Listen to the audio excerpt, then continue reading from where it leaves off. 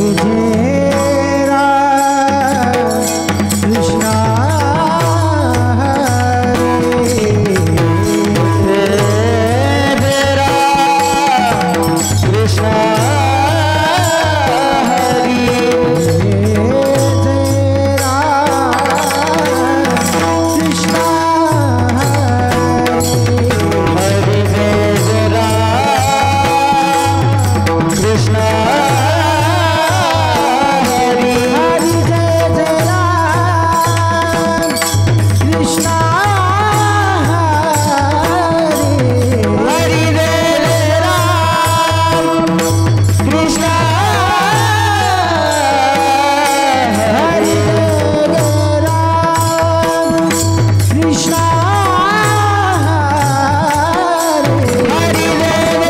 राम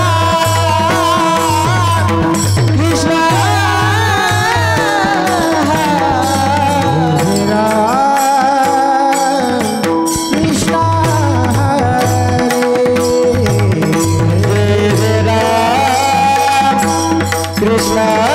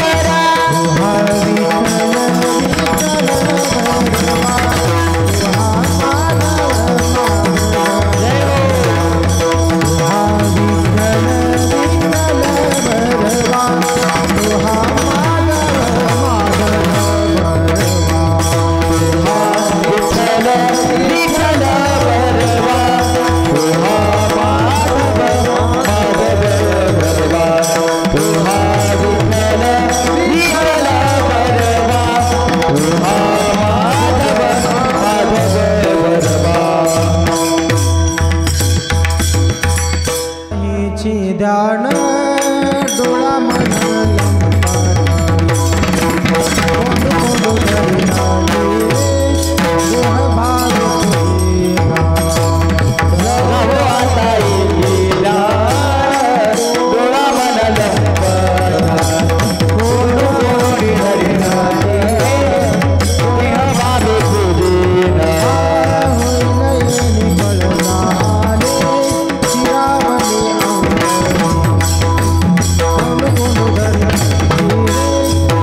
भाव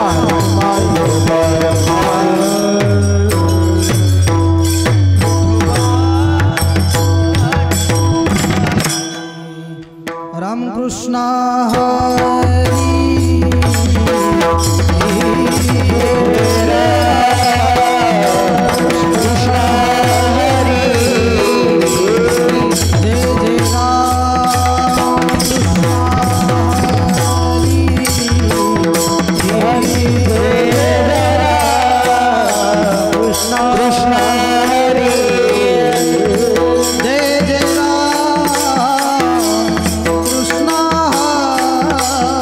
हरी जय राम कृष्ण जय जय राम कृष्ण हरी जय जय राम कृष्ण हरि जय जय राम कृष्ण हरी जय जय राम कृष्ण जय जय राम कृष्ण हरि हरी जय राम कृष्ण जय जय राम कृष्ण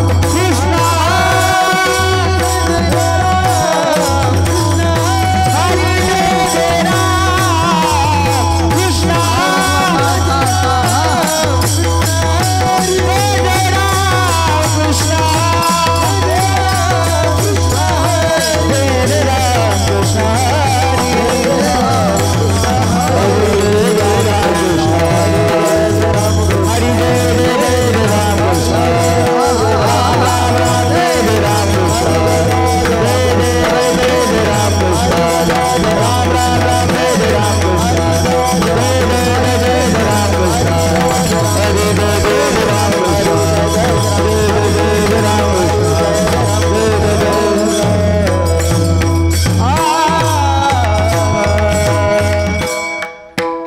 रूप पाहता लोचनी रूप पाहता लोचनी रूप पाहता लोचनी रूप पाहता लोचनी रूप पाहता लोचनी रूप पाहता लोचनी रूप पाहता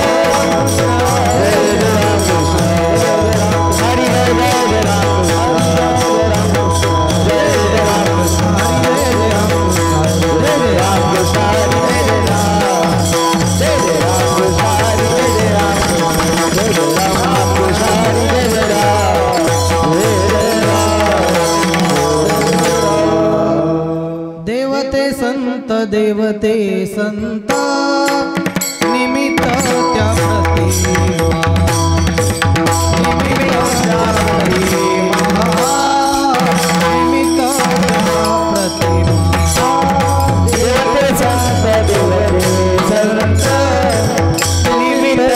देवते संत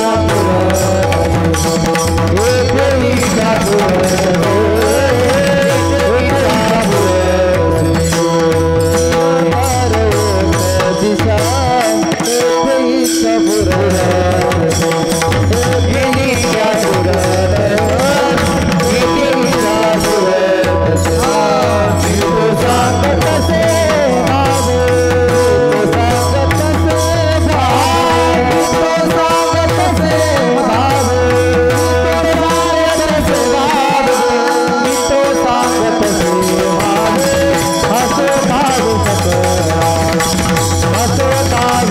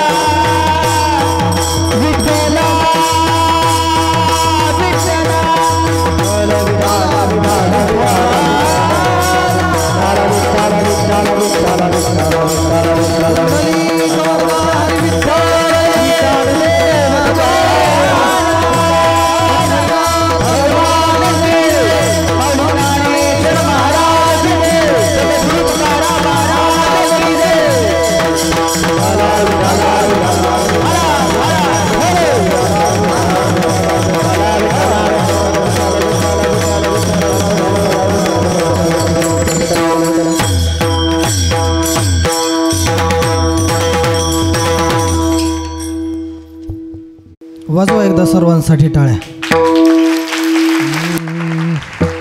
देवते संत निमित्त त्या प्रतिमा मी तो सांगतसे भावे असो ठावे सकळा निराकारी ओस दिशा येथे इच्छा पुरतसे मी तो सांगतसे भावे असो ठावे सकळा तुका म्हणे रोकडे केने सेविता येणे पोटधाय मी तो सांगतसे भावे असो ठावे सकळा विठाला विठाला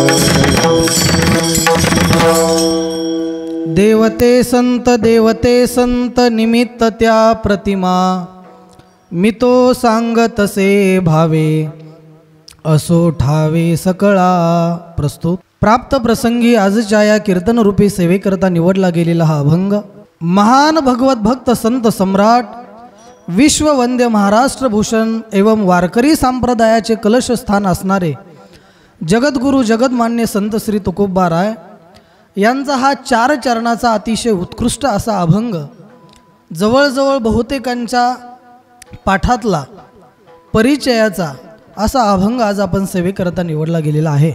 जगद्गुरु तुकोबाराय या अभंगामध्ये देव आणि संत यांचं अभेद असणारा या अभंगामध्ये प्रतिपादन करतायत.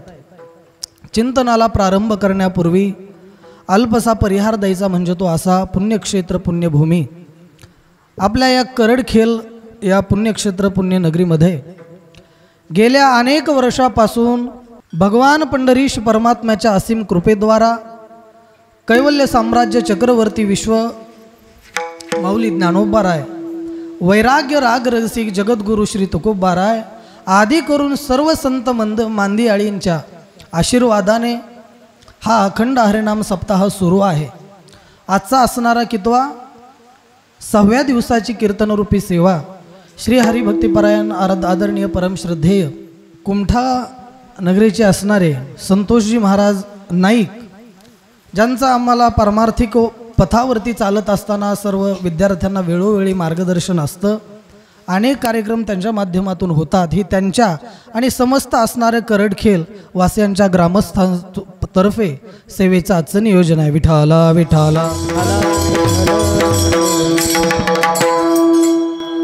आणि कीर्तनाला उपस्थित सर्व संत महंत भाविक सज्जन श्रोतेगण देवमूर्ती श्रोते मायबाप माझ्या समोर असणारा मात्या माऊल्या श्री संत नारायण बाबा रामजी बाबा वारकरी शिक्षण संस्था आनंदाश्रम वाणीवाडी ही माझी गुरुबंधू मंडळी आणि कालपासून महाराष्ट्रातील सुप्रसिद्ध गायक स्वर अलंकार परभणी जिल्ह्याचं वैभव आमच्यावर नितांत प्रेम करणारे प्रेममूर्ती मोतीरामजी महाराज मोहिते ही ठिकाणी उपस्थित आहेत. त्यांनी कीर्तनासाठी सुंदर अशी चाल म्हणली. त्यांना साथसंगतीसाठी संस्थेतील विद्यार्थी संगीत विशारद सुदर्शन महाराज क्षीरसागर आणि ज्यांनी गोड अशी मृदंगाची साथ केली महाराष्ट्रातील मातब्बर मृदंगवादक मला वाटतंय त्यांनी 5 दिवसाचं आजच वादन केलंय काय की, बरोबर आहे? म्हणजे अर्थात तुमची भूक सर्वांची भागली असं म्हणायला काय हरकत नाही.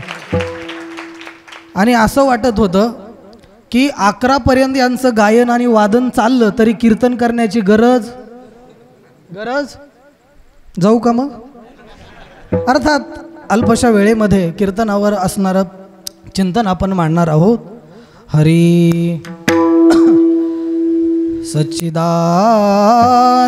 रूपाय विश्वोत्पत्त्यादि हेतवे तापत्रय विनाशाय श्रीकृष्णाय वयं नुमः.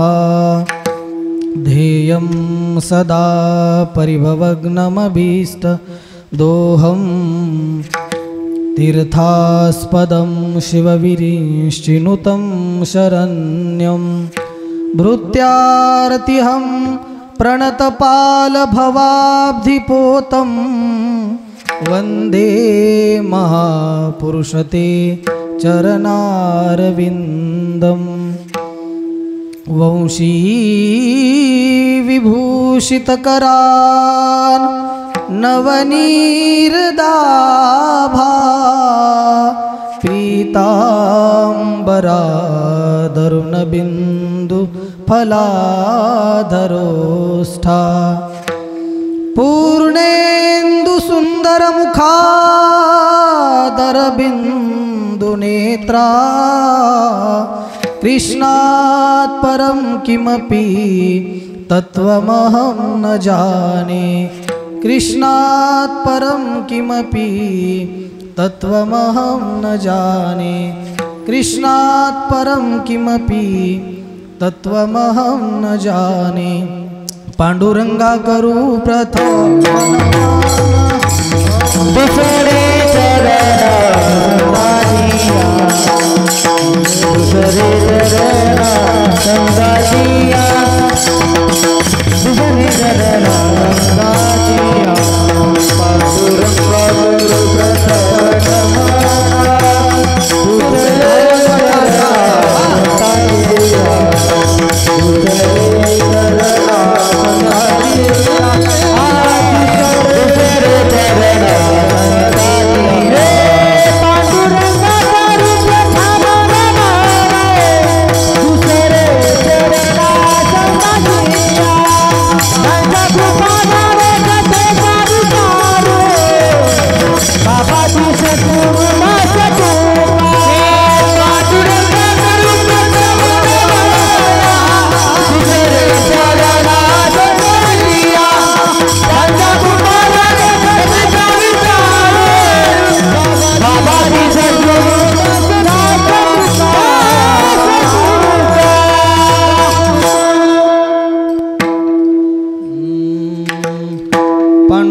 करू प्रथम नमन दुसरे चरण संतांचिया त्यांच्या कृपादाने कथेचा विस्तारू बाबाजी सद्गुरू दासतुका. ओम नमो ज्ञानेश्वरा करुणाकरा दयाळा तुमचा अनुग्रह लाधलो पावन झालो चराचरी. मी कलाकुसरी काहीच नेने बोलतो वचने अति भाविक एका जनार्दनी तुमचा दास त्याची आस पुरवावी.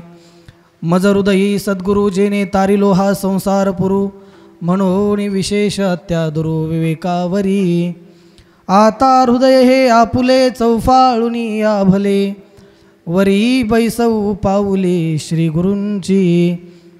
जयांचे केलिया स्मरण होय सकळ विद्यांचे अधिकरण तेची वंदू श्रीचरण श्री गुरूंचे. ते नमस्कारोनी आता आपदामपहरतारं दातारं सर्वसंपदां लोकाभिरामं श्रीरामं भूयो भूयो नमाम्यहं. रामाय रामभद्राय रामचंद्राय वेधसे रघुनाथाय नाथाय सीतायां पतये नमः. नीलाम्बुजश्यामलकोमलाङ्गं सीतासमारोपितवामभागं पाणो महासायकचारुचापं नमामि रामं रघुवंशनाथं।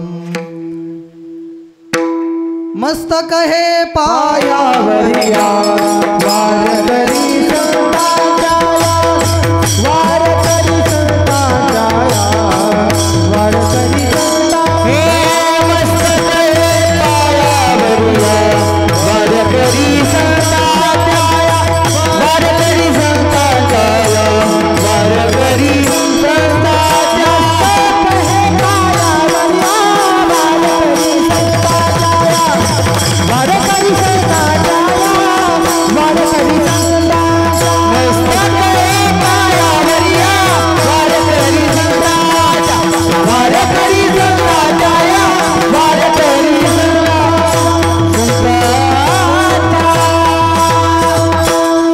मस्तक हे पायावरी या वारकरी संतांच्या समचरण सरोजम सांदणीलांबुदाभम जघननिहित पाणी मंडनम मंडनानां तरुण तुलसी मालां कंधरम कंजनेत्रम सदय धवलहासम हासं श्री विठ्ठलं चिंतयामि देवते संत निमित्त त्या प्रतिमा मितो सांगतसे भावे असो ठावे सकळा। जगद्गुरु तुकोबाराय या अभंगामध्ये देव आणि संतांचा अभेद या अभंगामध्ये प्रतिपादन करतायत। बघा, या अभंगाची पार्श्वभूमी जर आपण लक्षात घेतली, जगद्गुरु तुकोबारायांचा वाङ्मयाचा जर आपण अभ्यास केला तर जगद्गुरूने जेवढं म्हणून काही वाङ्मय तयार केलं, ना भागवताची ना भामती ना उपनिषद ना वेद कशाचीही असणारी महाराजांनी नक्कल केलेली नाही। जेवढं म्हणून काय वाङ्मय आहे, महाराजांना विचारलं, महाराज एवढं वाङ्मय तुम्हाला सुचलं कसं? साळुंकी मंजुळ बोलत असे वाणी। बघा, आपल्याला जर भक्तीचा अभ्यास करायचा असेल, ऐकणारी सर्व मंडळी सुज्ञ आहेत आणि महाराजांनी सांगितलं की चिंतना व्यतिरिक्त दुसरं काहीही बोलू नका, नाहीतर तुमची चिता काय ठीक आहे। महाराजांना भागवताचा जर अभ्यास करायचा, त्यामध्ये भक्ती आपल्याला लक्षात येईल। वैराग्य म्हणजे नेमकं काय याचा जर अभ्यास करायचा असेल तर आपल्याला योग वासिष्ठ नावाचा ग्रंथ अध्ययन करावा लागेल। आणि ज्ञान म्हणजे काय, ज्ञान कशाला म्हणायचं हे जर आपल्याला पाहावायचं असेल तर त्याच्यासाठी उपनिषद आहे, भामती आहे, विचारसागर असे नानादी ग्रंथ आहेत। परंतु जगद्गुरूंचा जर अभ्यास केला तर जगद्गुरूंनी भक्ती म्हणजे नेमकं काय, वैराग्य कशाला म्हणायचं, ज्ञान म्हणजे नेमकं काय, संबंध गाथ्यामध्ये नाही, एखाद्या प्रकरणामध्ये नाही, एखाद्या अभंगामध्ये नाही, एका फक्त चरणामध्ये महाराजांनी या तिन्हीच्या सुद्धा व्याख्या सांगितलेल्या आहेत। भक्ती ते नमन, वैराग्य तो त्याग, ज्ञान ब्रह्मीभोग ब्रह्मतनू। भक्ती भक्ती भक्ती म्हणजे नेमकं काय, कशाला म्हणायचं महाराज भक्ती, भक्तीची नेमकी व्याख्या काय आम्हाला सांगा। महाराज म्हणतायत की भक्ती ते नमन। नमन या शब्दाचा अर्थ आहे भक्ती। नमन म्हणजे नेमकं काय, तर नमन या शब्दाचे 2-3 अर्थ आपल्याला करता येतील। पहिला अर्थ असा आहे, नमन म्हणजे नमस्कार करणं। नमस्कार करणं म्हणजे नमन आहे। भारतीय संस्कृतीमध्ये ज्यावेळेस आपण स्नान शौचादी कर्म केली आणि ज्यावेळेस घराच्या बाहेर पडतो आणि आपल्याला जेवढी आपली मित्रमंडळी परिवार आपल्याला भेटतो त्याला आपण काय घालतो, नमस्कार घालतो का, कारण देवाचं अस्तित्व त्याच्यामध्ये आहे। हृदयामध्ये मी रामू असता सर्व सुखाचा आरामू, अर्थात देवस्वरूप असल्यामुळं नमस्कार करणं ही सुद्धा भक्ती आहे, ही पहिली व्याख्या झाली। भक्तीची दुसरी व्याख्या काय, भक्ती म्हणजे नेमकं काय, नमन कशाला म्हणायचं, तर नमन म्हणजे मन नसणं, मन नष्ट होणं किंवा मन संपुष्टात येणं, याचं नाव भक्ती आहे। विठाला विठाला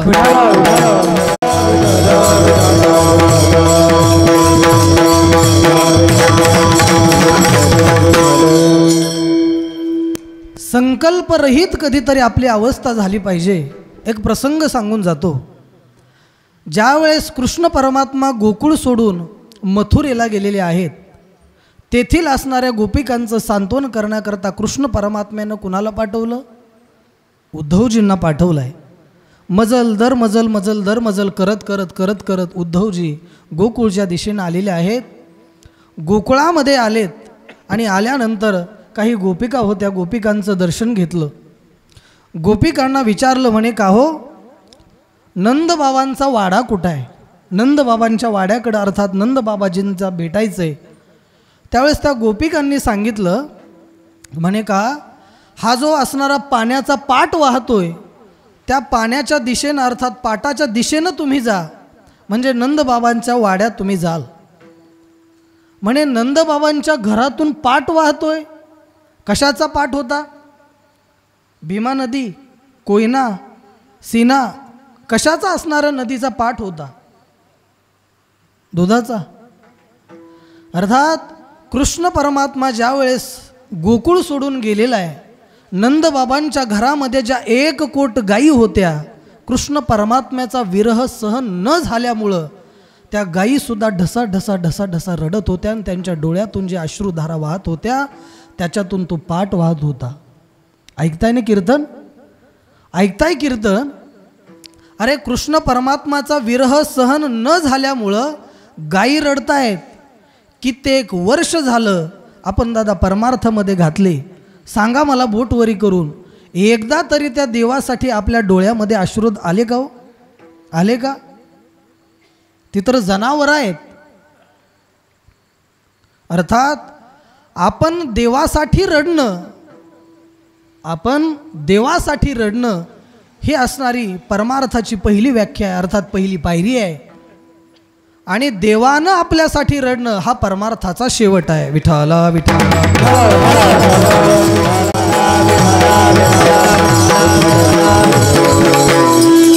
सांगा मला, आपण नेमकं पहिल्या पायरीमध्ये बसतो का शेवटच्या? हो, कशा कोणत्या? बरं, याचा अर्थ आपण रडतच नाहीत का? हो, रडतो का आपण? रडतो ना, रडतो. मात्र या नासक्या आणि कुचक्या संसारासाठी रडतो. देवासाठी रडायला आपल्याला वेळ कुठं आहे? कधीतरी महाराज आपण सुद्धा रडलं पाहिजे त्या देवासाठी. त्याशिवाय देव कधीतरी आपल्याशिवाय सुद्धा रडणार नाही. अर्थात त्यांना विचारतो की म्हणे एवढं रडायचं कारण काय? तुमच्या डोळ्यातून अश्रुधारा वाहत आहे. गोपिकांनी सांगितलं की अरे तुला कृष्णानं पाठवलंय. हो, काय नाव तुझं? उद्धवजी माझं नाव आहे. म्हणे अरे रड, कृष्ण कुठं नाही.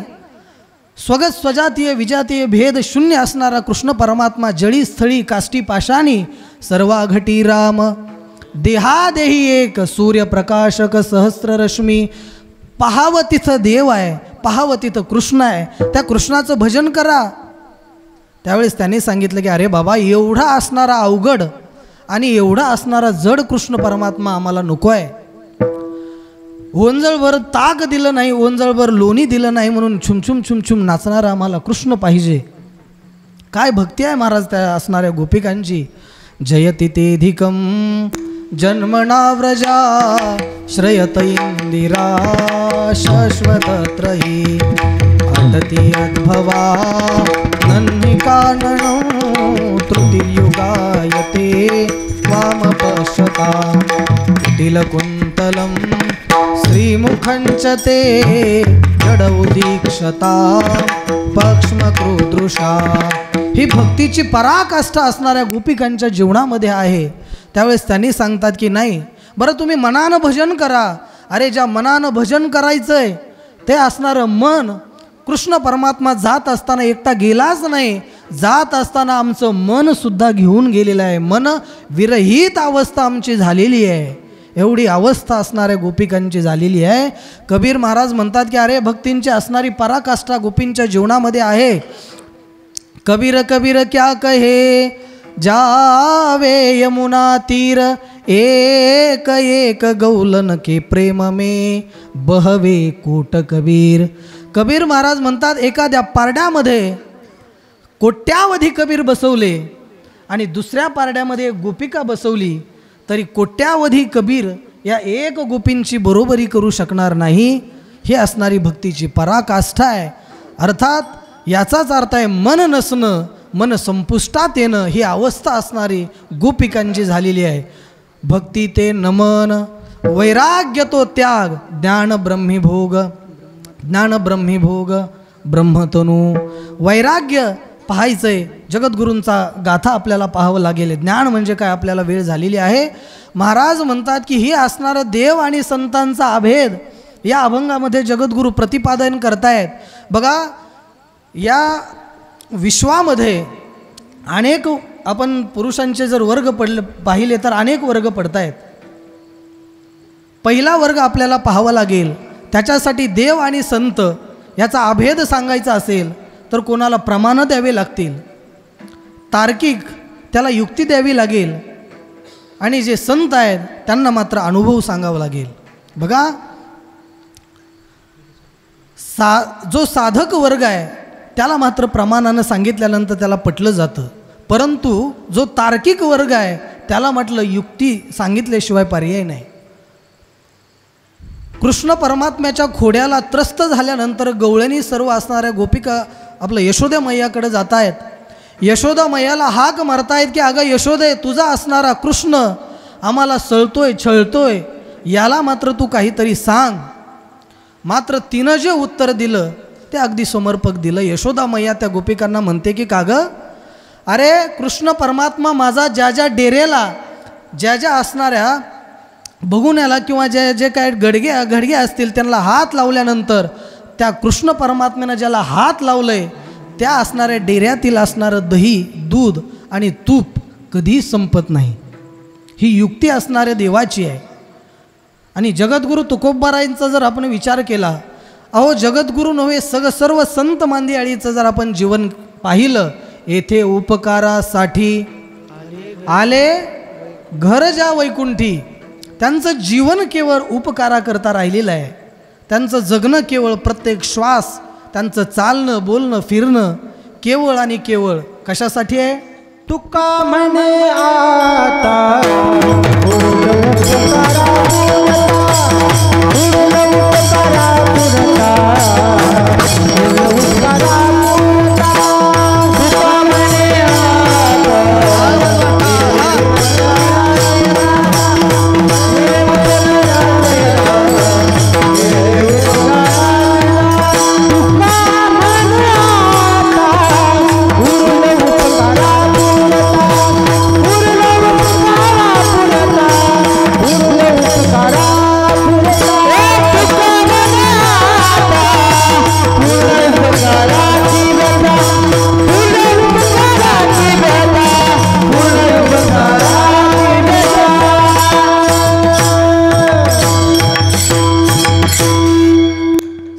महात्म्यांचं जीवन हे केवळ उपकारासाठी राहिलेलं आहे. तुका म्हणे आता उरलो उपकारा पुरिता.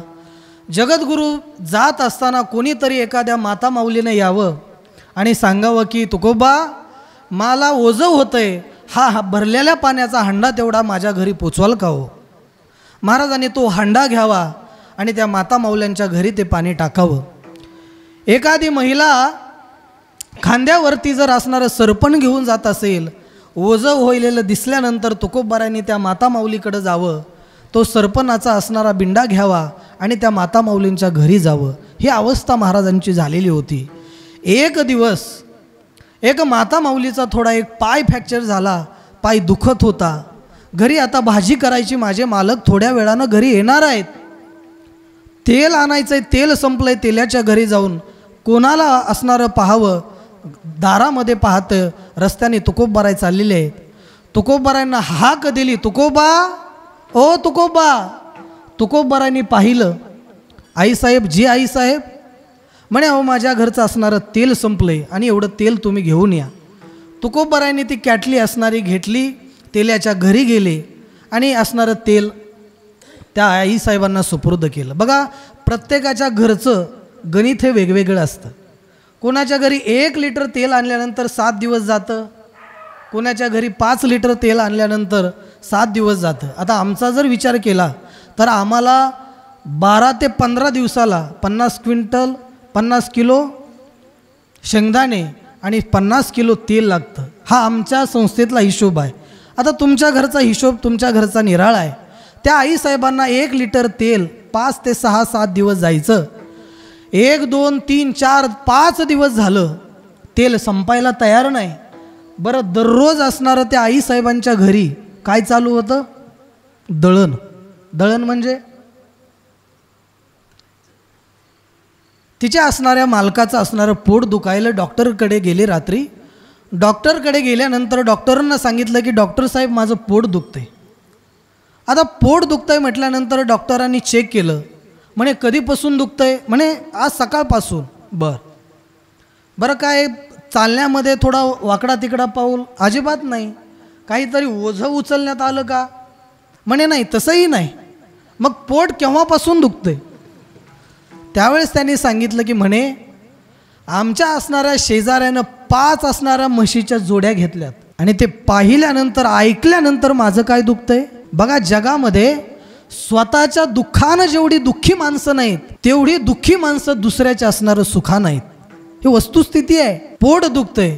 मग डॉक्टरांनी सांगितलं की ठीक आहे, कुठलंही औषध देत नाही, तुम्ही फक्त 5 दिवस थोडा हलका हलका अन्न खा, तुमचं पोट कमी होऊन जाईल. घरी गेले आणि बायकोला बातमी दिली. म्हणे डॉक्टरांनी काय सांगितलं तर थोडं 5-6 दिवस हलका हलका अन्न खायला सांगितलं. म्हणे आता हलका हलकं काय? आता हा विज्ञानाचा शिक्षक होता. त्याला सांगितलं हलका हलकं काय करू तुम्हाला खायला? त्यानं सांगितलं जा भरलेली बकेट घेऊन ये. त्याला माहीतच होतं की हा प्रयोग केल्याशिवाय कुठलीच असणारी कृती करायला तयार नाही. आता नशिबाला आला आहे शिक्षक विज्ञानाचा, त्यामुळं त्याशिवाय गत्यंतर नाही. बकेट भरलेली आणली.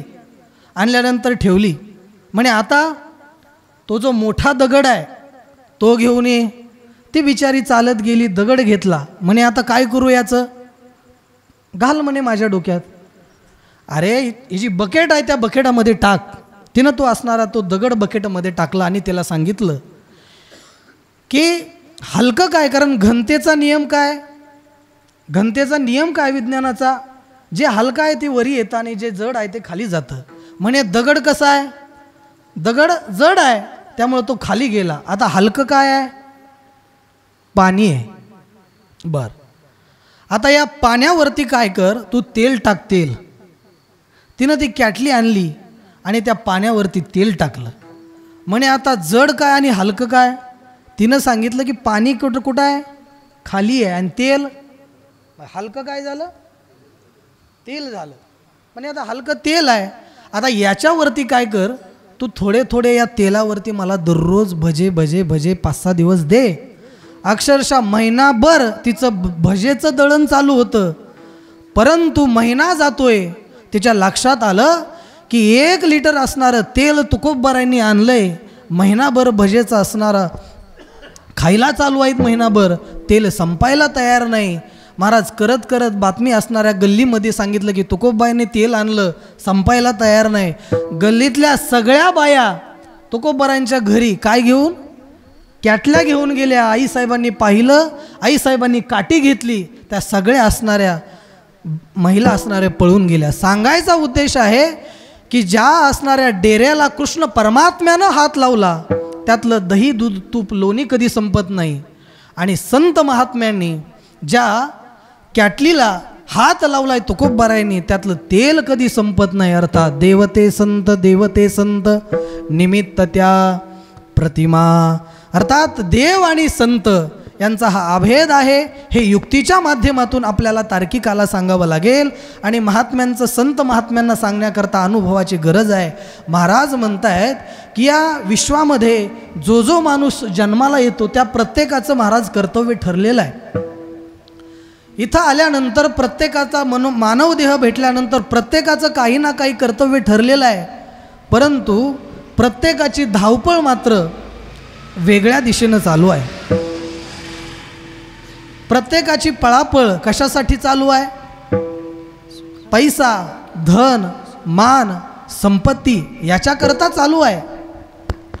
बरं, या गोष्टी ज्या आहेत यांना पातिव्रत्यत्व आहे का? आहे का? अजिबात नाही महाराज. सत्ता आज गेली सत्ता, उद्या येईल. उद्या आलेली सत्ता परवा थांबल का नाही सांगता येत नाही, केव्हा काय होईल काय सांगता येत नाही. आलेला पैसा किती दिवस टिकल हेही सांगता येत नाही महाराज, नाही सांगता येत. बघा इथल्या इथं तुम्हाला सांगून देतो, आता किती वाजलेत? 11:15 वाजलेत. आता कीर्तनाच्या नंतर जे मानधन असतं पाकिट, हे पाकिट कोणाच्या खिशात आहे? तुमच्या? ठीक आहे, महाराजांच्या खिशात आहे. बरं 11च्या नंतर यांच्या खिशातलं पाकिट कोणाच्या खिशात असेल हो? महाराजाच्या. आणि उद्या 11च्या नंतर तेच पाकिट कोणाच्या? मालकिनीच्या. अरे तिच्यासाठी तर धावपळ चालू आहे. अर्थात ती अजून आली नाही. बँकेच्या म्हणतोय मी. कोणाच्या? तुम्हाला आता दररोजची सवय असल्यामुळे लगेच ती आठवती, हा विषय वेगळा. पण अजून ती आली नाही, मी बँकेच्या म्हणतोय. कोणाच्या? बँकेच्या असणाऱ्या तिजोरीत असेल.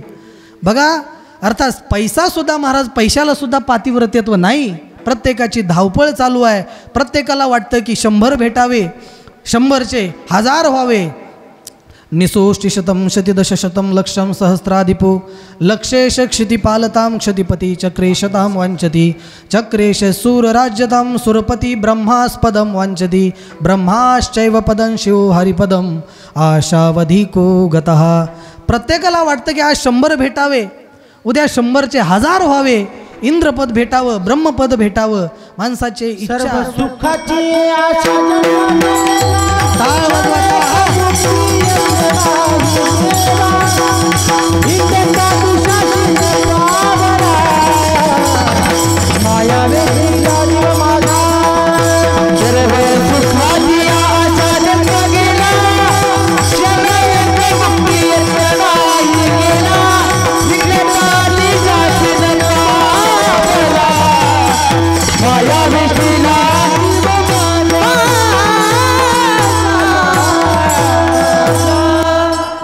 सर्व सुखाची आशा जन्म गेला, क्षण एक मुक्ती यत्न नाही केला. हिंडता दिशासीन पावला माया वेष्टीला, जीव माझा माझे स्वहित नेनती कोणी. आशा ही दुःखाला कारण आहे. आशायाम परमम दुःखम नैराश्यम परमम सुख. अर्थात प्रत्येकाची धावपळ चालू आहे. परंतु या जन्माला आल्यानंतर आपलं जर सार्थक करून घ्यायचं असेल तर महाराज म्हणतात त्या परमात्म्याला पहा. तुमचं असणारं जीवन सार्थकी झाल्याशिवाय राहणार नाही. तुकामणी जन्मा आल्याचे सार्थक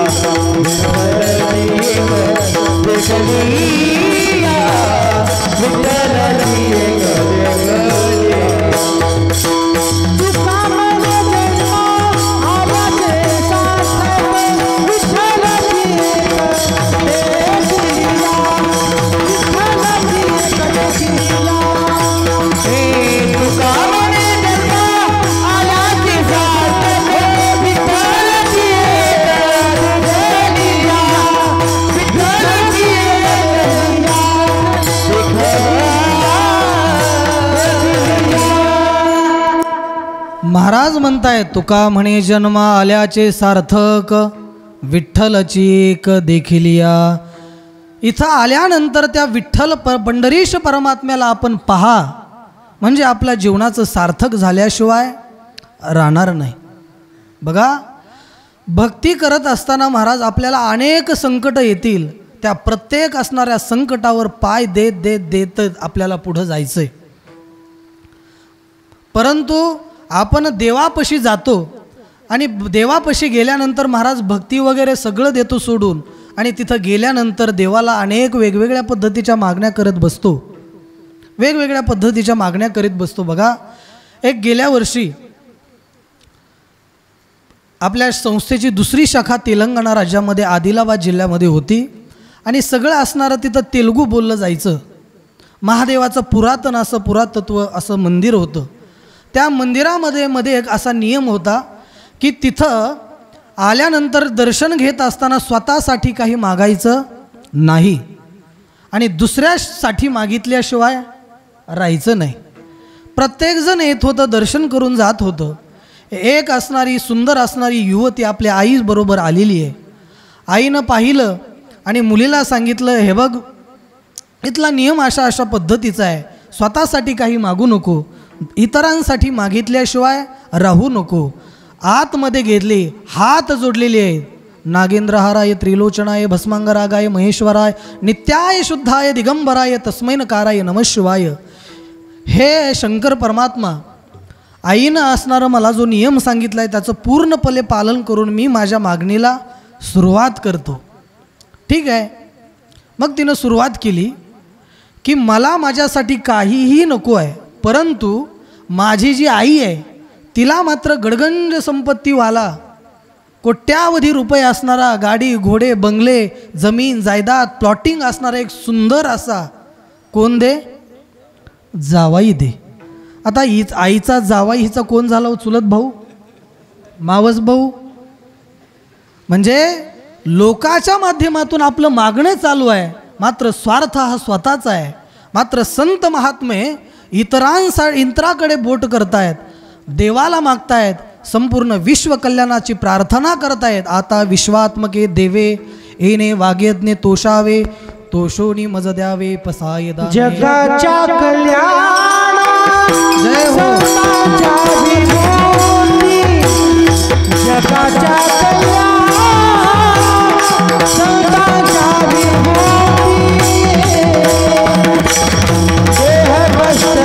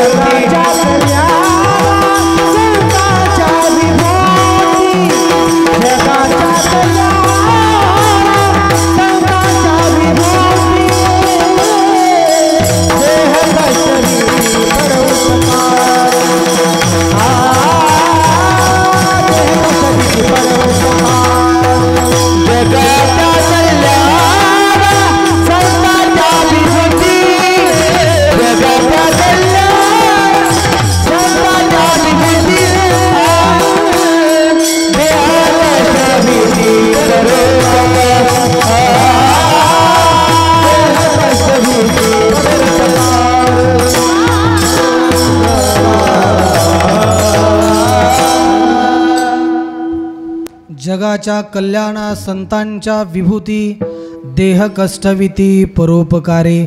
मात्र परमार्थ असणाऱ्या करत असताना अनेक अडचणी आपल्याला येणार आहेत.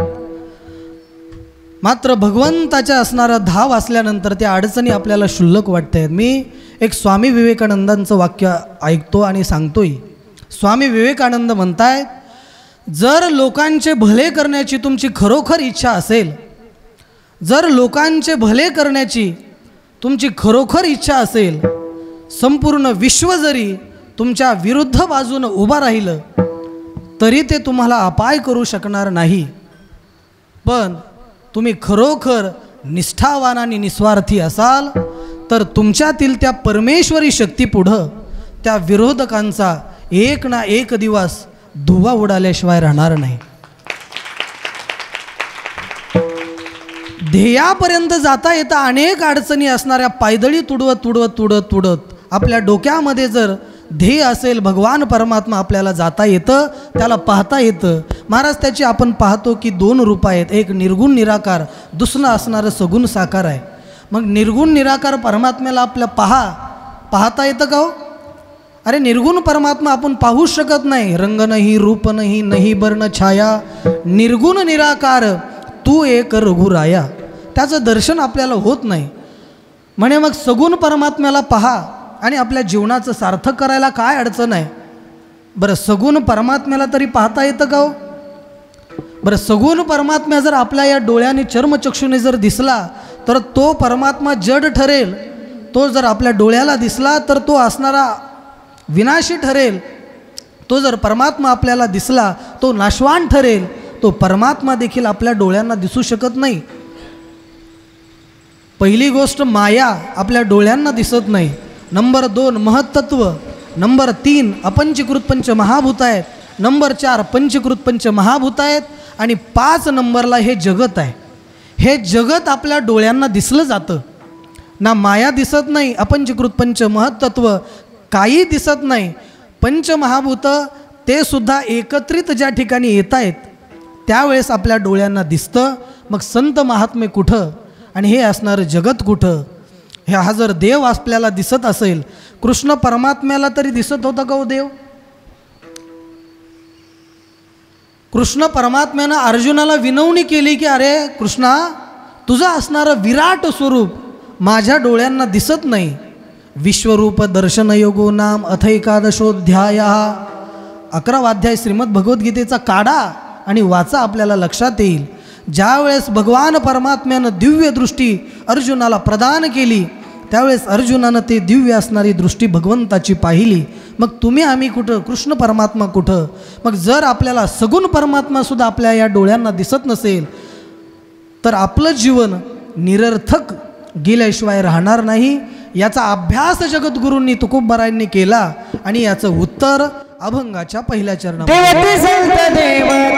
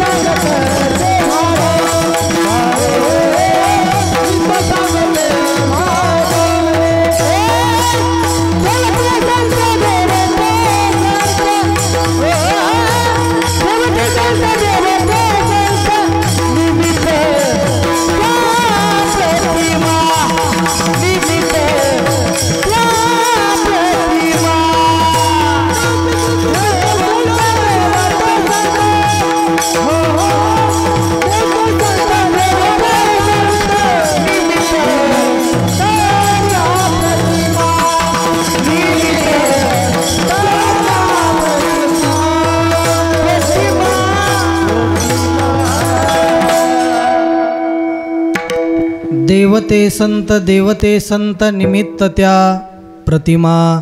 महाराज म्हणतात की देव आणि संत हे कसे आहेत? एकच आहेत.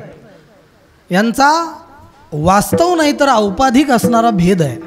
बघा आपण ज्या ठिकाणी बसलो त्याच्या खाली काय आहे हो? पाणी आहे.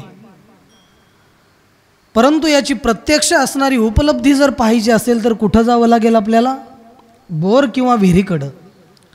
या असणाऱ्या वायरिंगमध्ये वगैरे वीज आहे. परंतु याचं प्रत्यक्ष उपलब्धी जर पाहायची असेल तर आपल्याला बलाकडं पाहावं लागेल. गाईच्या संपूर्ण अंगामध्ये दूध आहे, परंतु ते दूध जर प्रत्यक्ष पाहायचं असेल तर त्याच्यासाठी आपल्याला स्थानाकडे जावे लागेल. समुद्रामध्ये सगळीकडे असणारं मीठ आहे, परंतु त्या मिठाची असणारी प्रत्यक्ष उपलब्धी जर पाहायची असेल तर त्याच्यासाठी आपल्याला खाडीमध्ये जावं लागेल. त्याच पद्धतीनं हे ज्ञानोबारायांचं मंदिर हे तुकोबारायांचं मंदिर आहे. या ठिकाणी देहूला तुकोबाराय आहेत, परंतु याची मंदिर वेगळी, त्यांची मंदिर ज्ञानोबाराय वेगळे, तुकोबाराय वेगळे, नामदेव महाराज असणारे वेगळे. मग हे एक एक एक म्हणतात, हे कशा पद्धतीनं आहे? महाराज म्हणतात की यांची नावं देखील जरी वेगवेगळी असली तरी यांचं प्रत्यक्ष या भगवान परमात्म्याचं जर प्रत्यक्ष पाहायचं असेल या विश्वामध्ये, या जगामध्ये, महाराष्ट्रामध्ये, तर आपल्याला ज्ञानोबारायकडं पाहावं लागेल. देवाचं प्रत्यक्ष पाहायचं असेल तर आपल्याला जगद्गुरू तुकोबारायकडं पाहावं लागेल. भगवान परमात्मा कुठं आहे पाहायचं असेल तर सर्व असणारे सकल संत मांदी आळीकडं पाहावं लागेल. त्यावेळेस आपल्याला प्रत्यक्ष असणारं दर्शन देवाचं झाल्याशिवाय राहणार नाही.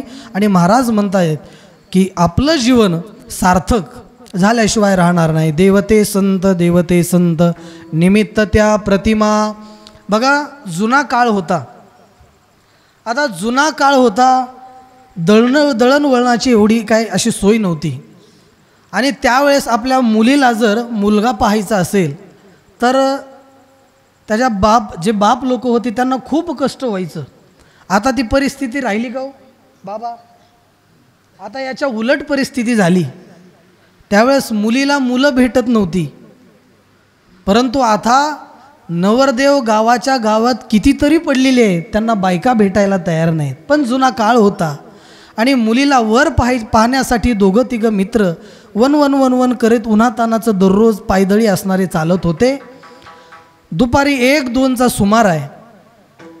तहान लागली, पाणी शोधतायत, पाणी नाही, जावं कुठं? त्याच्या लक्षात आलं की इथंच 1 किलोमीटरवरती माझ्या मित्राचं गाव आहे आणि मग त्यांच्या घरी जावं, थोडं पाणी चहा वगैरे घ्यावा आणि पुढं असणारा प्रवास आपलं सुरू करावा. गावामध्ये गेले आणि गावामध्ये गेल्यानंतर विचारलं की अमुक पाटलांचं घर कुठं आहे. त्यावेळेस त्यांनी सांगितलं की अशा अशा पद्धतीनं तुम्ही जा आणि त्या मंदिराजवळ जे घर आहे ते पाटलांचं घर आहे. हे असणारे मित्र चालत गेले. घरामध्ये गेल्यानंतर ज्यावेळेस त्यांनी त्या मित्राला पाहिलं, एवढा आनंद झाला, डोळ्यातून घळघळ अश्रू त्याच्या पाहायला लागले. अरे, कित्येक वर्ष झालं आज आपण भेटलो नव्हतो. आज जवळजवळ 10 ते 12 वर्ष झालं एका बेंचवरती बसायचो, माझ्याकडे डब्बा नसायचा, तू जेवणासाठी तू मला द्यायचं. सर्व असणारे जुने पुराणे असणारे गोष्टी उकलू लागले. बघा, मित्रांचं असं नातंच पाहिजे दादा. एकदा मित्र झाला ना, एकदा मित्र झाल्यानंतर तो आपल्या आयुष्यातून ज्या वेळेस त्याचं देहावसान होईल त्याच वेळेस तो आपल्या असणाऱ्या मित्रत्व सोडून गेला पाहिजे. कित्येक मित्र स्वार्थासाठी महाराज आपली मैत्री तोडायला तयार आहेत. शत्रूला 1000 वेळा संधी द्या आपला मित्र बनण्यासाठी. शत्रूला 1000 वेळा संधी द्या आपला मित्र बनण्यासाठी, पण आपल्या मित्राला एकही संधी देऊ नका आपला शत्रू बनण्यासाठी. आपला मित्र मरेपर्यंत आपला सोबत असला पाहिजे, हे खरं आहे. म्हणे, अरे तुझं येणं कशासाठी झालं? त्यांनी सांगितलं, माझ्या असणाऱ्या बबडीला मी वर असणारा पाहतोय. बरं ठीक आहे, पाणी वगैरे दिलं. पाणी दिल्यानंतर आता एवढा आवेश, हर्ष आणि आनंद झालेला होता. त्या आनंदाच्या वेगामध्ये त्यानं बायकोला असणाऱ्या तर्जातले सोर टाकले. म्हणे, अगं पाहते काय, माझे मित्र आलेले आहे, 4 कप चहा घे. ही गर्जना असणारी त्या वाघिणीकडं गेली. आता ते शब्द पडल्यानंतर तिचा तेवढ्याच असणाऱ्या आवेशामध्ये आवाज आला. म्हणे, अहो पाहता काय, घरामध्ये साखर नाही आणि चहा घेऊन काय आहे? तिनं तेवढ्याच असणाऱ्या रागामध्ये सांगितलं की अगं घरातलं जे कुत्रं मांजर डुक्कर आहे ते सगळं टाक आणि चहा घेऊन ये. 2 मिनिटामध्ये चहा त्या ठिकाणी आलेला आहे. चहा आल्यानंतर आता हे जे तिघं होते हे मात्र एकमेकाकडं बघायला लागले. एकही असणारं कप उचलायला तयार नाही. म्हटले तुम्ही नाही म्हणे, आज आमच्या गावामध्ये थोडा हरिनाम सप्ताह चालू आहे आणि दररोज जागरण होतं, त्यामुळं काय उष्णता वाढल्यामुळं तोंड आलं आणि मी चहा काय घेत नाही. म्हणे तुम्ही नाही, माझी आई 1 वर्षापूर्वी वारली आणि त्यामुळं मी चहा काय केला आहे, सोडला आहे किंवा पाळला आहे. म्हणे तुम्ही नाही म्हणले, मी चहा घेतच नाही. त्याच्या लक्षात आलं मी चहा सांगतोय तोपर्यंतही एक जण काही बोललं नाही. त्यावेळेस त्या एकमेकांची कुजबूज, अरे म्हणे आपण माळकरी लोक गावामध्ये सप्ताह चालू आहे, कुत्रं टाक मांजर टाक आणि हा चहा पण घ्यायचा, ही कुजबूज लक्षात आल्यानंतर त्यानं हातामध्ये, तोही माळकरी होता, त्यानं तो कप घेतला, बशी घेतली, एका फुरकीमध्ये तो असणारा चहा संपून टाकला. अरे गाढवानो, 1 महिन्यापूर्वी माझ्या मुलीचं लग्न झालेलं आहे आणि त्या लग्नामध्ये जे साखरेचे उंट, हत्ती, घोडे हे जे केलेलं आहे, साखर नसल्यामुळं माझ्या बायकोला मी सांगितलं की हे असणारं साखर टाक आणि चहा घेऊन ये. हे ऐकल्यानंतर त्या तिघांनीही असणारे कप उचलले, एका फुरकीमध्ये असणारे चहा संपून टाकला. बरं, उंट आणि घोडे, कुत्रे, मांजर, डुक्कर हे असणारे याचं तंगडं तोडून खाल्लं काय, याचं शेपूट तोडून खाल्लं काय, बाबा कसं लागणार आहे? गोड, गोडच लागणार आहे. कारण कशाचं आहे, साखरेचं म्हणतोय मी, साखरेचं. हे नावानं भिन्न आहेत का आकारानं भिन्न आहेत? आकारानंही भिन्न आहेत आणि नावानंही भिन्न आहेत. मात्र हे सगळे असणारे स्वरूपानं कसे आहेत, साखर रूप आहेत, स्वरूपाने कसे आहेत, एकच आहेत. महाराज म्हणतात देव आणि संत आकारानंही भिन्न आहेत, नावानं देखील भिन्न आहेत, मात्र स्वरूपाने कसे आहेत, एकच आहे. देवते आणि भक्त तुझा नाही विचार, देव आणि भक्त तुझा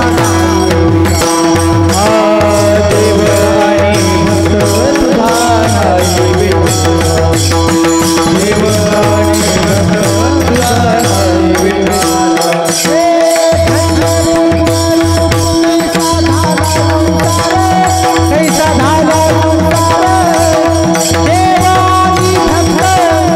देव आणि भक्त तुझा नाही विचार,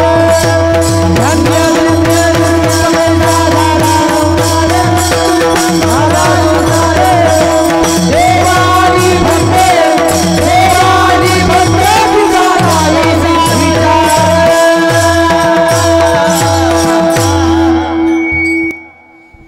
देव आणि भक्त तुझा नाही विचार.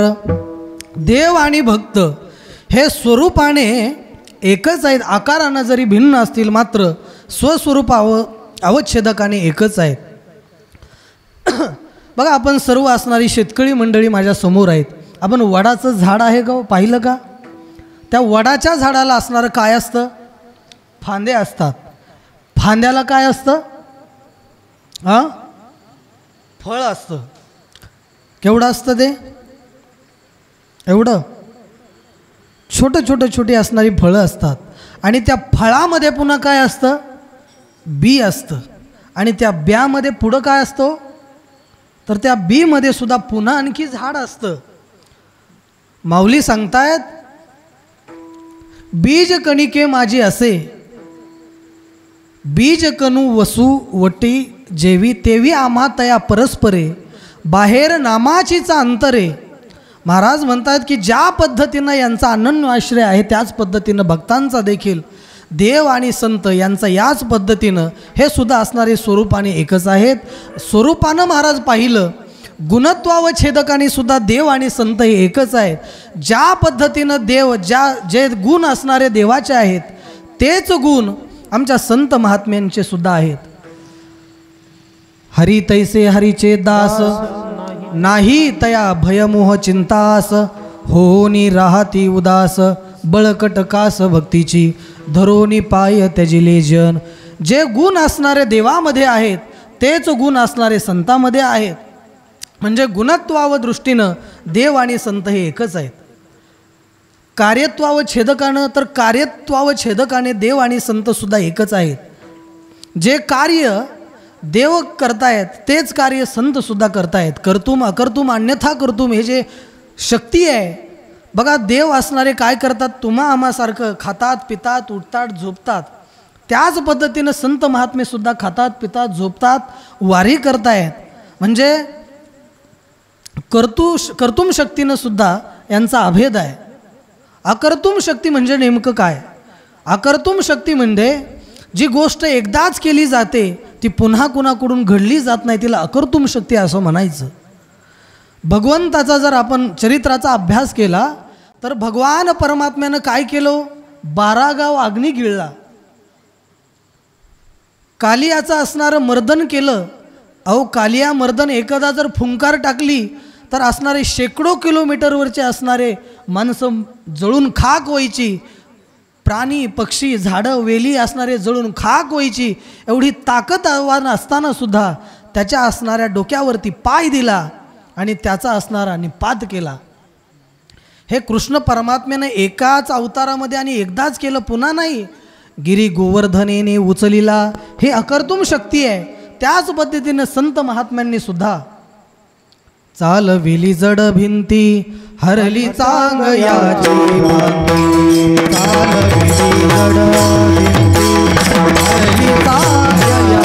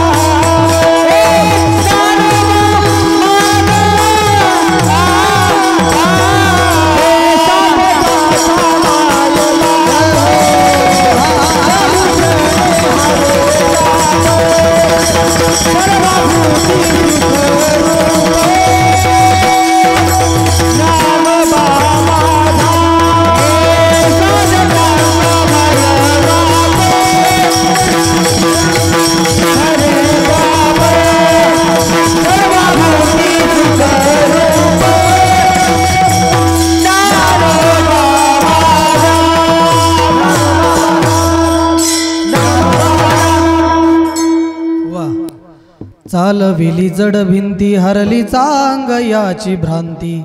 मोक्ष मार्गीचा सांगा तू ज्ञानोबा माझा. रेड्या मुखी वेद वदविला गर्वद्विजांचा हरविला. शांती रूपे प्रगटला ज्ञानोबा माझा. ज्ञानोबा माझा. रेड्यांच्या मुखातून असणारा वेद वदविला, गिरी गोवर्धनेने उचलिला. अर्थात गिरी असणारा गोवर्धन एकट्या अंगठ्यावर उचलला. शक्य आहे का आपल्याला? शक्य आहे का? आपल्या खेड्यामध्ये पाहतो, अरे 50 किलोचं असणारं ज्वारीचं पोतं उचलायचं म्हटल्यानंतर हा उचलायचा प्रयत्न करतो. आणि खेड्यामध्ये कसं असतं, एक सायकल असते. सायकलवर टाकता टाकता नेमकं टाकताना जो त्या असणारा तोल जातो, जो धाड करणे आपटतो, बायकोला अगं ये ये ये, मग ती बायकोची असणारी साथ घ्यावी लागते त्याला उठवायला. मग हे 50 किलोचं पोतं उचलत नाही, गिरी गोवर्धन काय उचलणार आहे? कृष्ण परमात्म्याने गिरी गोवर्धन असणारा उचलला, ही आकर्तुम शक्ती आहे. त्याच पद्धतीने संतांच्या माध्यमातली सुद्धा आकर्तुम शक्ती आहे. कोणती? चालविली जलभिंती, हरली चांगयाची भ्रांती. किंवा ज्या गाथा होत्या ह्या गाथा महाराज पाण्यावरती तरल्या, ही असणारी आकर्तुम शक्ती आहे. आणि तिसरी जी आहे अन्यथा कर्तुम शक्ती. तर अन्यथा कर्तुम शक्ती म्हणजे भक्ती ज्ञाना वाचून मोक्ष प्रदान करणं. भगवंताच्या बाबतीत जर बघितलं, कपिकुळ उद्धरिले, मुक्त केले राक्षसा. त्याच पद्धतीनं संत महात्म्यांच्या जीवनात देखील पाहिलं. अरे जो असणारा गूळ किंवा पोळी खाण्याकरता जो गावबा असणारा आलेला होता, कधी पोथी नाही, पुराण वाचलं नाही, कधी ज्ञानेश्वरी पारायण गाथा काही नाही, खाण्यासाठी आलेला गावबा मात्र आपुल्या पदवी बैसविले. हे असणारी अकर्तुम शक्ती आहे. रामायण त्याच्या हातातून लिहावं याच्यासाठी उच्च कोटीची असणारी भक्ती अर्थात तेवढी पराकाष्ठा संत महात्म्यांच्या माध्यमातून होऊ शकते. हे अन्यथा कर्तुम शक्ती आहे. म्हणजे भक्ती ज्ञाना वाचून एखाद्या जीवाला मोक्ष प्रदान करणं ही असणारी तिसरी शक्ती आहे. स्वरूप पावछेदकाने संत महात्मे देव एकच आहेत. गुणत्वावछेदकाने संत आणि देव एकच आहेत. शब्दत्वावछेदकाने देव आणि संत एकच आहेत. कार्यत्वावछेदकाने देव आणि संत एकच आहेत. फळत्वावछेदकाने संत महात्मे सुद्धा एकच आहेत. अनेक असणारी छेदक आहे. आपलं वेळ झालेली आहे. संप्रदायपूर्वक एकदा मधलं भजन आणि राहिलेल्या 5 ते 10 मिनिटांमध्ये सेवेला पूर्णविराम. चला, तास झालं प्रत्येकजण काय आरामामध्ये बसलेला आहे. टाळ वाजवणारे वाजत आहेत, पकवाजा घाम येऊस्तर वाजवतोय. बरोबर आहे. माझं गोपाळ महाराजांना खरं म्हणजे सांगणं राहील की घाम आल्यानंतर थोडं लवकर पुसायचं नाही. लोकांना दिसला पाहिजे घाम. त्यांना सुद्धा लक्षात आलं पाहिजे की अरे हा घामाचा पैसा आहे, हरामाचा. म्हणून थोडं घाम थोड्या वेळ ठेवत जावा. आता विनोदाचा भाग सोडा. म्हणणारे असणारे तेवढ्याच असणारे त्विषामध्ये म्हणतायत, पावल्या खेळतायत. आता तुम्हा माता मौल्यांना पुरुष वर्ग पितृवर्गाला विनंती आहे, सर्वांनी एकदा 1-2 मिनिट वरती हात करा. 1-2 मिनिटं भजन घेऊ. करा वरती हात सगळे. चला, कट्ट्यावरचे इकडले तिकडले, रस्त्यावरते पलीकडले सर्वांना विनंती, एकदा हात वरती करा. हरी तुलेले हरी का नाम विठ्ठल पांडुरंगा. बोला बोला सगळे. बोला सगळे. ताई ताई. तुलेले हरी का नाम विठ्ठल पांडुरंगा. लेले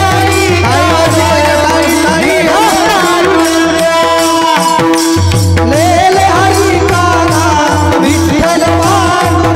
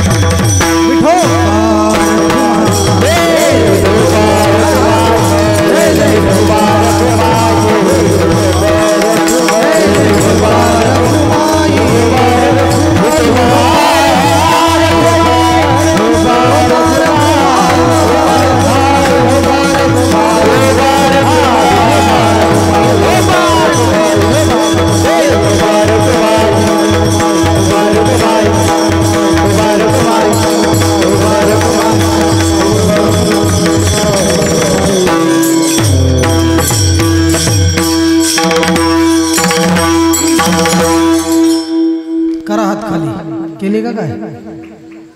करडखेलमधल्या महिला चाप्टर आहेत नाही का? खरं म्हणजे महिला चाप्टरच असतात. मी काल एक विनोद वाचला. एका सासूनं ठरवलं, त्यांना 3 जावाई होते आणि तिनं ठरवलं की कुठल्या जावायाचं असणारं माझ्यावर खरं प्रेम आहे का उगा बायकोसमोर आपलं नाटक चालू आहे. परीक्षा घ्यायची ठरवली आणि तिनं महाराज पाहत पाहत नदीत उडी मारली. पहिला जावाई जो होता त्यानं पाहिल्यानंतर सासू पडल्यानंतर त्यानं उडी टाकली आणि सासूला बाहेर काढलं. सासूनं असणारं त्या पहिल्या जावाईला काय दिली? इनोवा दिली. आनंद वाटला. नंतर परत दुसऱ्या दिवशी परत उडी टाकली. दुसऱ्या जावयानं त्या असणाऱ्या सासूला बाहेर काढलं, वाचवलं. त्यावेळेस तिनं जी घरामध्ये बुलेट होती ती तिला असणारं बक्षीस म्हणून दिलं. तिसऱ्या वेळेस पुन्हा महाराज उडी टाकली, पण तिसऱ्या दिवशी मात्र जो तिसरा जावाई होता, कुठला होता हो? गावातलाच का? हां, गावातलाच होता. गावातल्या जावयानं मात्र त्या सासूला वाचवण्यासाठी काय उडी टाकली नाही. एकानं विचारलं सासऱ्यानं, म्हणे का रे? पहिल्या जावयानं असणारं उडी मारली, तिला असणारी इनोवा दिली. दुसऱ्या दिवशी उडी मारल्यानंतर त्याला बुलेट दिली. म्हणे तू का उडी टाकली नाही? काय म्हटलं, आता घरी काय राहिले तर सायकल, आता ही सायकल घेऊन काय करू? आर पण बिचारी मेली ना, म्हणले मरू जा. मात्र सासऱ्यानं याच्या नावचा असणारा बंगला 5 एकर जमीन याच्या नावची केली. का? अरे डंगरी मेली ना, मला त्रास देत होती म्हणला. आता तशा पद्धतीनं चॅप्टर आहेत. अर्थात असो, महाराज म्हणतायत की देव आणि संत स्वरूपत्वावच्छेदकानं, गुणत्वावच्छेदकानं, कार्यत्वावच्छेदकानं, फलत्वावच्छेदकानं हे कसे आहेत? यांचा अभेद आहे. देव आणि संत मात्र निमित्त त्या प्रतिमा. बघा, प्रतिमेचे 5 प्रकार सांगतो आणि सेवेला पूर्णविराम देतो. पहिला असणारा प्रकार आहे निर्गुण निराकार. दुसरा असणारा प्रकार आहे सगुण निराकार. तिसरा प्रकार आहे सगुण साकार. चौथा अर्च आणि 5वा असणारा संत. निर्गुण निराकाराची असणारी ही जी प्रतिमा आहे, हिची सुरुवातीला आपण पाहिलं, याची भक्ती काय करू शकतो आपण? भक्ती करू शकत नाही, कारण तो निर्गुण निराकार आहे. अनादित्वा निर्गुणत्वा परमात्मा य मव्यय शरीरस्थोपी कौंतेय न करोती न लिप्यते, याची आपण भक्ती करू शकत नाही. दुसरा प्रकार आहे सगुण निराकार. गुणेन सह वर्तते इति सगुणः. अर्थात जेणे हे विश्व निर्मिले महर्षी देवा संस्थापिले इकिवी स्वर्गाते धरिले सत्ता मात्रे आपुले. या सृष्टीची निर्मिती ज्या परमात्म्यानं केली तो सगुण निराकार प्रकार आहे. याची भक्ती पण आपण करू शकत नाही. तिसरा जो वर्ग आहे तो सगुण साकार आहे. सगुण साकाराची आपण भक्ती करू शकतो, परंतु राम कृष्ण हे जे अवतार महाराज होऊन गेले त्याची भक्ती आपण या असणारे कलियुगामध्ये कशी करणार हो? बरं, त्याचे असणारं ध्यान जप पूजा अर्चा करत असताना साधी गोष्ट आहे का? बाबांना विचारतो की तुम्ही जर ध्यान करण्यासाठी बसले, कृष्णाचं ध्यान करायला, खरं मला सांगा, कृष्णाचं ध्यान करायला बसले, डोळे लावून बसले, तुम्हाला डोळे लावल्यानंतर कृष्ण आठवतो का पिंट्याची आई आठवते? वस्तुस्थिती आहे ना. अरे डोळे झाकल्यानंतर महाराज आपल्याला कुठला देव आठवतो? म्हणून ध्यान धारणा सुद्धा आता राहिली नाही. पुढचा जो प्रकार आहे तो म्हणजे अर्च. म्हणजे अर्थात ही जी मूर्ती आहे, बघा प्रश्न विचारतो, आपण मंदिरात जातो, मंदिरात जो देव आहे तो देव आहे का दगड आहे? काय आहे? देव आहे का दगड आहे? दगड आहे. मग दगडाच्या पाया कशाला पडताय तुम्ही? हा, बघा मंदिरात गेल्यानंतर तो दगड आहे, मात्र तिथं विठ्ठल परमात्मा, पंढरीश परमात्मा, मारुतीराय अशा पद्धतीची आपल्याला भावना करावी लागते. प्रत्यक्ष नाही, मात्र सूर्य देवता ही कशी आहे? तिथं भावना करावी लागते का हा सूर्य देवता आहेत म्हणून? तर तो प्रत्यक्ष आहे, तिथं भावना करायची गरज नाही. बघा एक ठिकाणी आई साहेब आपल्या बसलेले आहेत आणि त्याच्या शेजारी बाई बसलेली आहे. आता आपण दर्शन आईचं घेतोय, आईचं दर्शन घेतल्यानंतर आईचं दर्शन घेतो, मात्र शेजारी जी बाई आहे शेजारी जी कोण तिची मैत्रीण असेल, बाई आहे, हे आता ही प्रत्यक्ष आहे का आईची आपल्याला धारणा करावी लागणार आहे तिच्या चरणी? ती प्रत्यक्ष नाही, तिच्या ठिकाणी आई ही भाव आपल्याला करावं लागणार आहे. बघा, एकदा काय झालं, एका असणाऱ्या गावातील एका मुलाची असणारी बहीण वारली. बहीण वारली, 1 महिन्याच्या नंतर रक्षाबंधनाचा सण आलेला आहे. त्याला वाईट वाटलं की अरे, गेल्या वर्षी माझ्या हातामध्ये माझ्या असणाऱ्या बबडीनं राखी बांधलेली होती, काय दुर्दैव आहे, अचानक माझी बहीण वारली. रडायला लागला, जेवायला तयार नाही, काही खायला तयार नाही. 1 दिवस झालं, दुसरा दिवस उजाडलाय, काही खायला तयार नाही. मात्र गल्लीतल्या 4-5 बहिणी त्याच्याकडं आल्या आणि म्हटल्या, अरे रामा, अरे रडतो काय, अरे एक बहीण गेली म्हणून काय झालं, नाहीत का, आम्ही तुझ्या बहिणी आहोत ना, चल जेव. आनंद वाटला. रक्षाबंधनाच्या दिवशी महाराज दरवर्षी 1 हातामध्ये राखी बांधल्या जायची, मात्र यावर्षी माझ्या हातामध्ये 10 ते 15 राख्या बांधल्या. आनंद वाटला. आणखी काहीच पुढं दिवस गेले आणि गेल्यानंतर पुन्हा महाराज त्याची नेमकी आई वारली. आई वारल्यानंतर दुःखाचा डोंगर कोसळलेला आहे. आई वारली, प्रेमाचा सागर आटलेला आहे. आई वारली म्हणून रडायला लागला, अकांतपणे डोळ्यातून घळघळ अश्रू व्हायला लागला. जेवायला तयार नाही, 1, 2, 3 दिवस झाले, जेवायला तयार नाही. पुन्हा गल्लीतल्या काही 4, 5, 10 महिला आल्या आणि त्या रामभाऊला सांगतायत की अरे रामभाऊ, रडतो काय, नाही का, बहीण वारल्यानंतर तुझ्या जशा 10 बहिणी झाल्या त्याच पद्धतीने अरे आई गेली म्हणून काय झालं, आम्ही नाहीत का तुझी आई? आई म्हटल्यानंतर त्यालाही आनंद वाटला. अरे 1 आई होती, आज मला 8-10 आई मला पाहावयास भेटतात. दिवाळीची असणारी घोडदौड, अनारसे, लाडू, करंजा, अनेक पंचपक्वानं त्याला तयार झालेले. आनंद वाटला. अरे 1 गेली म्हणून काय झालं, जवळजवळ 8-10 आई मला मिळालेले आहेत. पुन्हा 5-6 महिने गेल्यानंतर त्याच्या जीवनातलं दुर्दैव, त्याची कोण वारली? म्हणजे तुमच्या कीर्तनाला आल्यानंतर बायकाच डोक्यात आहेत, नाही का? ठीक आहे, आता मी तर कशाला मागरो, त्याची बायको वारली. आता बायको वारल्यानंतर पुन्हा आक्रोश करायला लागला, रडायला लागला. 1 दिवस झालं, 2 दिवस झालं, 3 दिवस झालं, 8 दिवस झालं, मात्र याच्याकडं कोणी यायला तयार नाही. एक असणारी म्हातारी आजी एक काठी टेकवत आली, पायाला मारलं, म्हणे नाटकं करतोच. गेल्या वेळेस बहीण वारली, दुसऱ्या दिवशी जेवला, आई वारली, तिसऱ्या दिवशी जेवला, आणि बायको वारली म्हणून काय चल जेव. त्यानं म्हटला की अरे तुम्हीच लबाड आहेत. म्हणे काय झालं, दुसऱ्या दिवशी 10 असणाऱ्या बहिणी आल्या, आम्ही नाहीत का तुझ्या बहिणी? आई वारल्यानंतर तिसऱ्या दिवशी 8-10 महिला आल्या, आम्ही नाहीत का तुझी आई? आता मी 5, 8, 10 दिवस झालं पाहतोय, कोणी येईल का हो?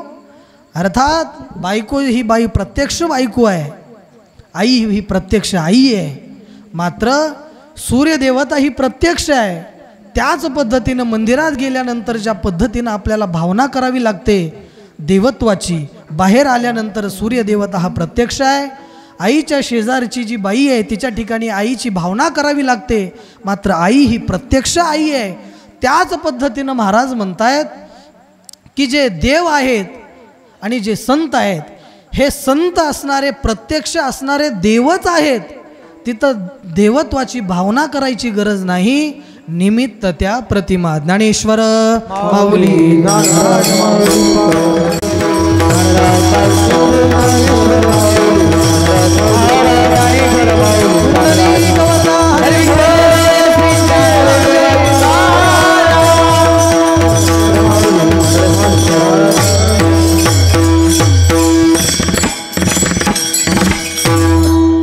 तुका म्हणे रोकडे केने सेविता येणे पोटधाय, मी तो सांग तसे भावे, असो ठावे सकळा झालेली सेवा. तुम्हा सर्व संत महात्म्यांच्या चरणी, माता माऊल्यांच्या चरणी, भगवान पंढरीश परमात्म्याच्या चरणी समर्पित करतो. जे काही माझ्या सेवेमध्ये ज्या काही चुका झालेल्या असतील ते माझ्या बुद्धीचे दोष आहेत, आणि जे काही बरोबर आलेलं असेल, श्री संत नारायण बाबा, रामजी बाबा, श्री संत गोरोबाका, ज्ञानोबाराय, तुकोबाराय यांची असणारी ही कृपा आहे. जर चुकला असेल तर माफी असावी. करा क्षमा अपराध, महाराज तुम्ही सिद्ध. तुकाराम.